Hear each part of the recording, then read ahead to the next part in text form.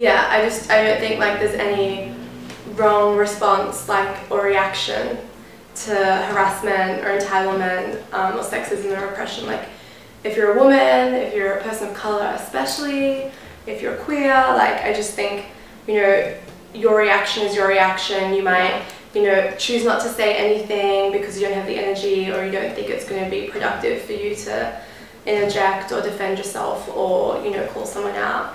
But other times you might be really upset or angry or like, you know, really want to call someone out. And I just think, yeah, like if you do something and you don't do something, that's fine. Like whatever makes you feel comfortable and whatever makes you feel like the happiest and the safest in that moment is a fine response, because you know, you can only do what's good for yourself, and other people telling you what's good for yourself is not helpful. And it's you should just do whatever makes you feel good in that moment. And I mean, often like people will like harass me on the street or something, and a friend will say like, you just ignored them, and like that means the next time they're gonna go do that to someone else, and that's shitty, you know, you should have said something. And it's like, actually it's not up to anyone else to judge my responses. It's whatever makes me feel good in that moment, whatever I have the time and the energy for, you know? Not the small person, and it's not like the woman, it's not like the minority or the oppressed. It's like always the structures, and like it's always up to other people. But if you do feel like you can do something, it's great, you know, because sometimes I have a lot of energy and I have a lot of sap, a lot of fire, and I'll just be like, someone will say something ignorant or just something frustrating that maybe they don't really read into, like they don't really kind of realize.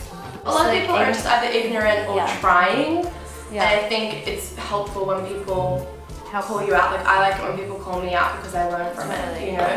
And also I think it's good for guys, especially cis guys, to like get shut down and like to have to think about all the shit that we have to think about all the time. I don't know, you're never going to be perfect, you're never going to know like the exact right thing to say, but I think as long as you're learning and trying. So practicing not just being like, that's fucked or that makes me really angry, like actually kind of using language and articulating why that's upsetting or frustrating.